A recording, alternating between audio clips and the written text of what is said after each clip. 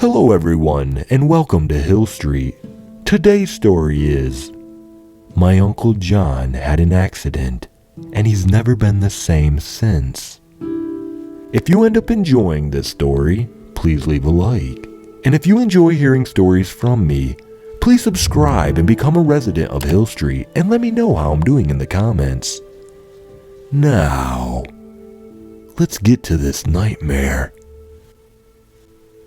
My grandma always described Uncle John as an odd duck.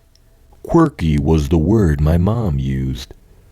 Personally, growing up as the middle child in a big family, I always just saw him as fun Uncle John. He would bring us presents every time he'd visit, and he always seemed to be the life of the party.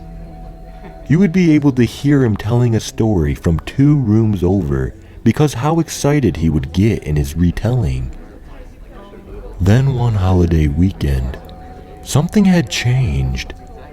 He was reserved in a way that frightened me.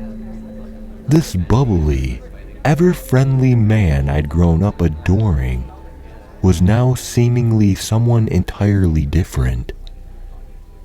He was more than just quiet. He was morose. My cousin and I were pulling a Christmas cracker, and when it popped, it was the first shred of real reaction I'd seen from John all night. He was beyond startled. He was shook up and screaming his lungs out, near inconsolable for a few minutes, and then in a flash, just as quickly as it had started, he was back to his near comatose state of reservedness. Later, when all my relatives were getting ready to head home after the evening's festivities, I overheard my parents whispering between themselves in the kitchen.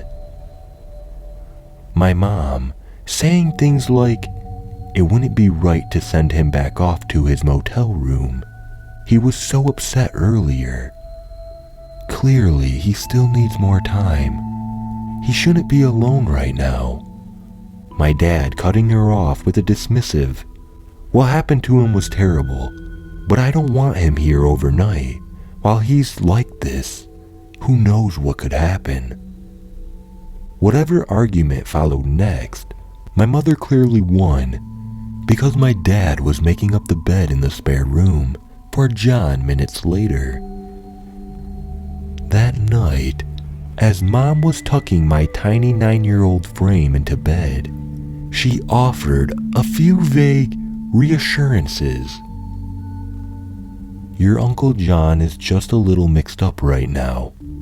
He had a terrible accident, and he just needs our help to become himself again. It'll be fine, sweetie. I promise.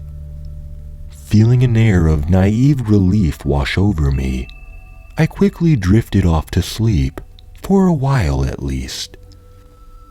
I woke up in the pitch blackness of my large bedroom. A thin silver of light creeping in from the street lamp outside.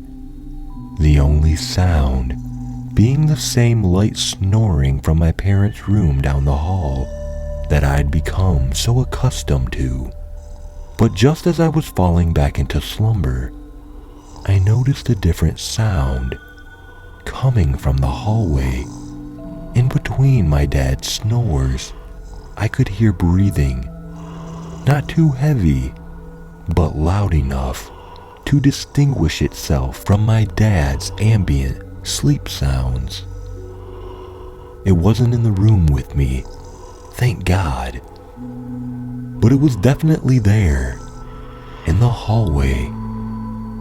And the more intently I listened, the louder it seemed to get. A consistent, light breathe pattern with a slight raspiness to it. I could hear the rattle with each inflection of breath. I knew for sure that it wasn't one of my siblings. It was very clearly an adult. At least an hour of this passed, and I was now wide awake and terrified. struggling to work up the courage to scream for my parents. Then suddenly, my heart nearly burst out of my chest. Whatever was in the hallway darted from its place in the center between mine and my parents' room, down the stairs and out the back door, slamming it tight behind itself. This commotion was more than enough to rouse my mom and dad, and they quickly got up to investigate. My mom bursts in and immediately begins questioning me once she sees I'm awake too. Am I okay? Was Uncle John in my room? Etc. That's when my dad walked in and ushered my mom back into the privacy of the hallway. I couldn't make out much of the conversation except for the first thing he said to her. John's not in his room. Uncle John was missing for about 4 hours. In the early morning, my dad found him at the bottom of a steep ravine, a short walk from our property. He was wedged deep in a crevice, feet pointed up to the sky, with his head crushed in between two tight rock formations. Barely recognizable, if not for the fact he was wearing the same clothes, minus a slipper and a long strip of leg material from the pajamas my dad loaned him that night before. The theory was from investigators that he had ran from the house in distress, wound up at the cliffy rock side above where he was found, and tripped off without seeing the ledge in the darkness, tumbling headfirst into the murky rocks below. I never saw the scene myself for obvious reasons, but when I talked to my dad about it not too long before he died, he told me that something about the whole thing just seemed off. Besides the fact that it was a bloody mess, John was wedged in this crevice in a way that just didn't seem natural, as in that it would have been very difficult to fall from that cliffside into the ravine and land head first with enough accuracy to make the small gap in the rock formation, especially in the dead of night, in a confused daze after having recently suffered severe head trauma from a car accident. Of course it was ruled a suicide though, and nothing more ever came of it. We never talked about John much after that while I was growing up. Whenever I'd bring him up, my mom would always say he had joined the army or found work abroad or whatever other excuse she could think up on the fly. Her answer was never the same. I think it was all just too painful for her. I can't help but wonder what really happened to him that Christmas night way back then.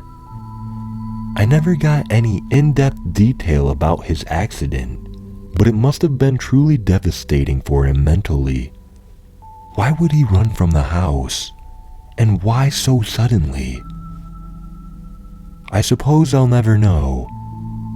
I can't help but think about him though, especially when I wake up in the middle of the night to be met with a deafening silence in the pitch black, listening for the breathing in the hallway.